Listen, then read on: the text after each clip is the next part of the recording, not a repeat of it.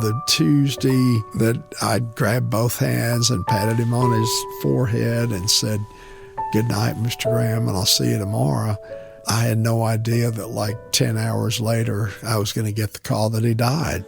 Well done, my good and faithful one. Welcome to the place where you belong. Billy Graham passed away on Wednesday, February 21st of this year at the age of 99. He would have turned 100 on November 7th, the day we're posting this episode. Maury Scobee was Mr. Graham's personal assistant for the last 40 years, and he is our guest on this episode of GPS, God, People, Stories. I'm Phil Fleischman. My co-host, Jim Kirkland, is out this week. Maury Scobee was a dear friend to Billy Graham, and he played an important behind-the-scenes role to his worldwide ministry. And a little later in the episode, you're going to hear Billy Graham say a word about people like Maury, and maybe people like you. You know, people write me up, and my name is used a great deal, and it bothers me no end. Because I know hundreds and thousands of faithful people whose name has never been in a newspaper, all across the world, whose names are headlines in heaven. Will you be in heaven one day? There's only one way that can happen, and that is if you surrender your heart to Jesus Christ in this life. We can tell you a lot more about that at this website, findpeacewithgod.net. That's findpeacewithgod.net. GPS. God. People. Stories. You considered it a great joy in your heart that the Lord had called you to be part of a behind-the-scenes capacity for Mr. Graham, and that you not only loved him personally and loved the fact that he was staying focused and he was staying driven to continue to do what God's will was for his life. For most of his adult life, Maury Scobee worked closely with and was much like a member of the Graham family. But before he went to work for Billy Graham, Maury had grown up in a Christian home in Texas, and he surrendered his life to Jesus when he was 5 or 6 years old. Then I went to a Christian college in Longview, Laterno College. But I think probably maybe in my first year I rededicated my life, maybe missions meetings or something. And so then I really felt like then I was praying for the right thing about what to do and where to go and how to serve. Looking back now, it seems as if God began answering Maury's prayers when Billy Graham's son Franklin decided to begin attending Latorno. When I heard Franklin was going to be coming to the college, then I prayed that I knew in my heart I could be a good friend and I would be a good friend, but I didn't want to try to make it happen. So I know a lot of us make promises that we end up trying to help God make it happen, but I was bound and determined not. I don't know how I did it, except that I really genuinely wanted it to happen in a way apart from me looking like I was pursuing it. But that first connection Maury would have with the Graham family almost didn't happen. Franklin got there in August, and then fall break, Thanksgiving break, Christmas break, spring break, last day of school. And mind you, almost 4 to 6 times a week we would cross paths, but he was sort of a little bit bashful then, being a new campus student. And so it was my last 5 minutes on campus that I was going to get my campus mail and then go back home. And I heard a car drive up. It was about 6 p.m. or whatever. Heard a car drive up, run up the stairs and walk in the door. And this voice said, "Wait, aren't you Maury Scobee?" And I turned and it was Franklin Graham. My last 5 minutes on campus, his last 5 minutes on campus. And he said, "More people have talked about you, and I certainly hope we can become friends." He said, "I'll be back this fall." And so then I knew it was God that brought it about. So I thought that was real nice. After Maury graduated from college in 1972, he went into the hotel building business. Maury and Franklin stayed in touch with each other, and Maury also became friends with Franklin's parents. Just like the Atlanta crusade in 72, he said, "Would you please come up? Mother and Daddy are wanting to meet you. And so I went to that crusade, and then Mr. Graham had one in Amarillo, and I went to that crusade. And it was just really kind of special, quietly and privately knowing them. For a moment, we are here together, and it hits me that this won't last forever. In 1977, Billy Graham developed a serious blood clot in his leg during an outreach in Illinois.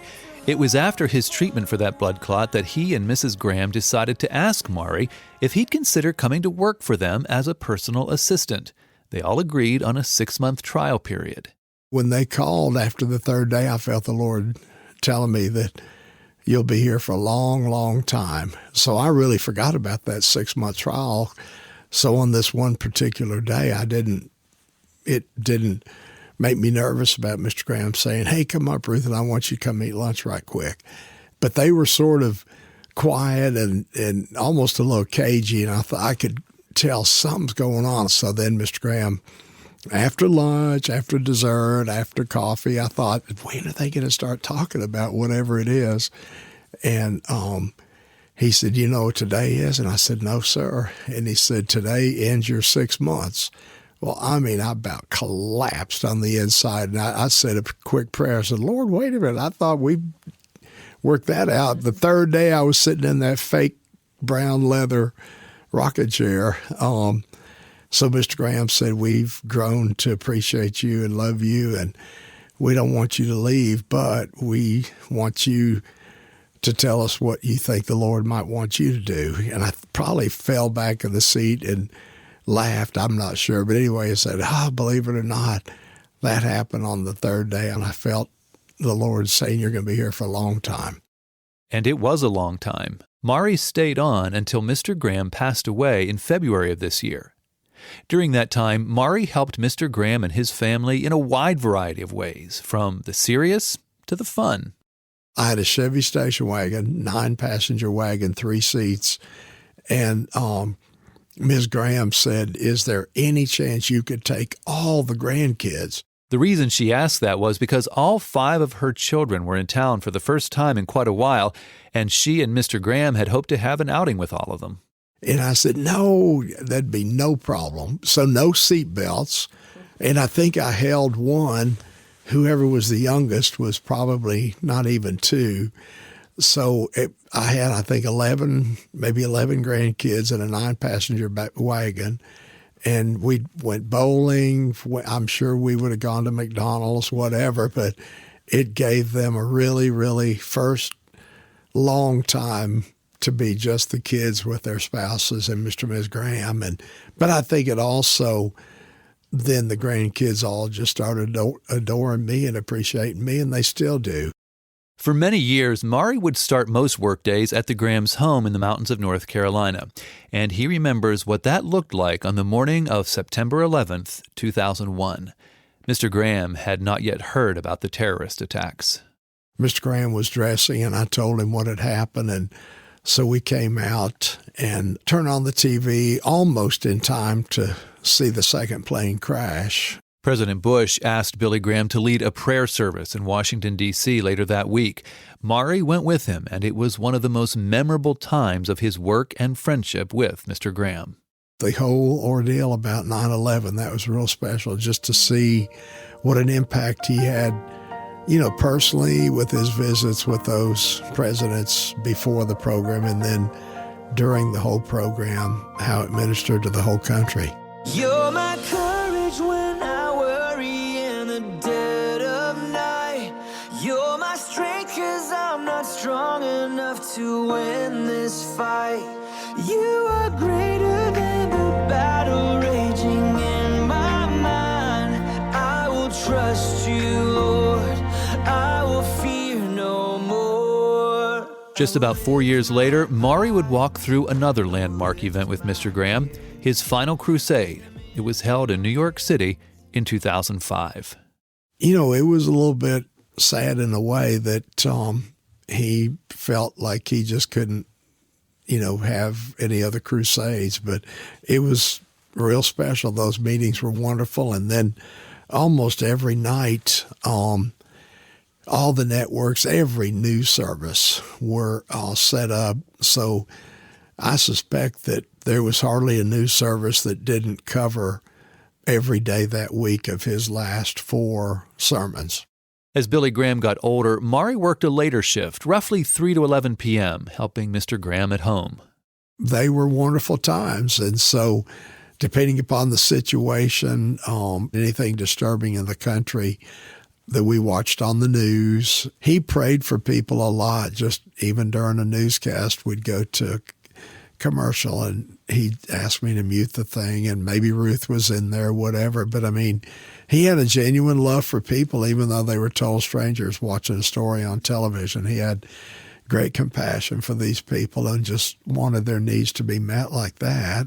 Tuesday night, February 20th, 2018, was much like any other night for Maury as he helped take care of Mr. Graham, now 99 years old. I was there till he went to bed, so the Tuesday that I grabbed both hands and patted him on his forehead and said, "Good night, Mr. Graham, and I'll see you tomorrow," I had no idea that like 10 hours later I was going to get the call that he died.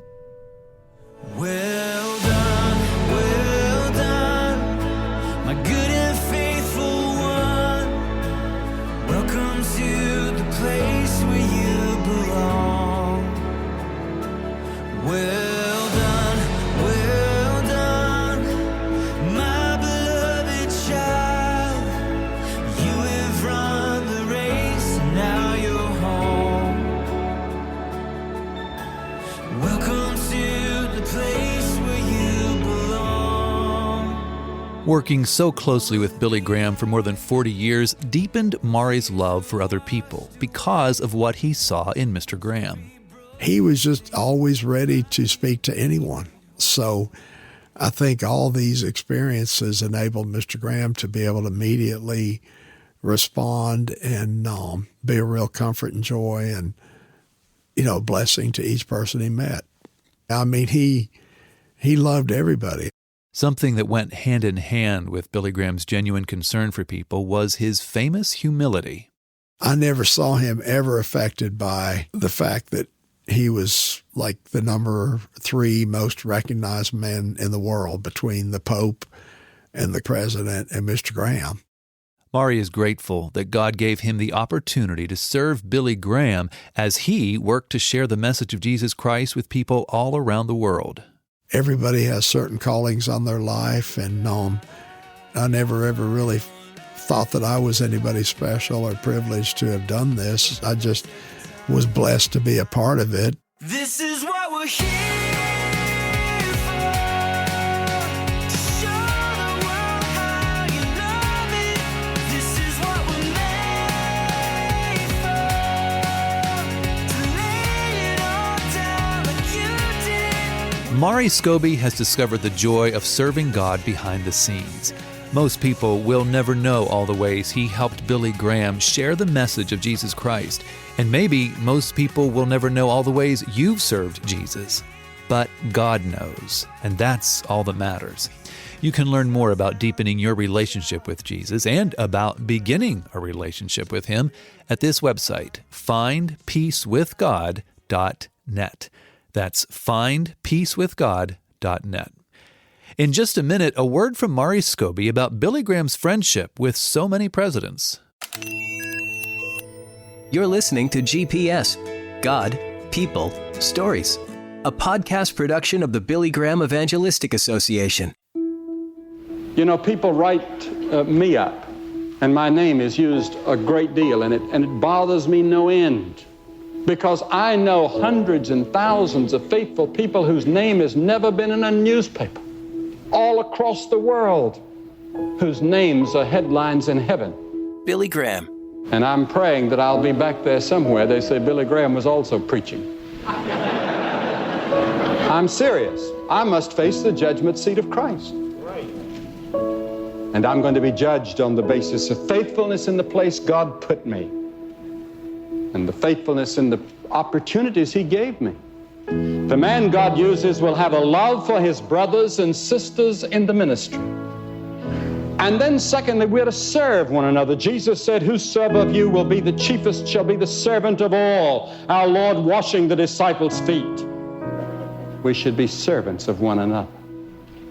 Well, what kind of a man or woman should you be if you're going to be used of God? Be sure that you have a personal experience with Christ. You know, the story of Billy Graham's life and ministry could legitimately be called extraordinary. And in fact, you can get a DVD of his life story that's titled Billy Graham, An Extraordinary Journey. It uses rare footage and compelling interviews to tell the story of how Billy Graham went from growing up on a North Carolina dairy farm to becoming a worldwide evangelist. The title again is Billy Graham, An Extraordinary Journey, and you can get your copy of it at this website, billygrahamfilm.com. That's billygrahamfilm.com. Part of Billy Graham's extraordinary journey is that he met with every president from Harry S. Truman to Barack Obama, and he was personal friends with several presidents in between. But he never sought out meetings with presidents. Maury Scobee shares how Mr. Graham ended up getting to know two presidents. He was with Youth for Christ during World War II and was in London, and a chaplain came up to him and said, every fifth Sunday, I have prayer and devotions with General Eisenhower, and today is my day. And Mr. Graham got to meet Eisenhower during the war, and that started their friendship. And then George H.W. Bush, the Grahams had a friend that managed the Holiday Inn Acapulco, and they both loved to swim in the ocean and both loved to lay in the sun. And so Mr. Graham was out swimming, and another gentleman came up and said, "Aren't you Reverend Billy Graham?" And he said, "Yes." And he said, "I'm George Bush." We are so grateful to Maury Scobee for giving us this unique look at Billy Graham and his family. And we're grateful to you for listening. A quick reminder that in case you don't already know, one of the many ways you can listen to GPS is on your Amazon Echo. All you need to do is say, "Alexa, play GPS, God, People, Stories." I'm Phil Fleischman, and this is GPS, God, People, Stories. It's an outreach of the Billy Graham Evangelistic Association. Always good news.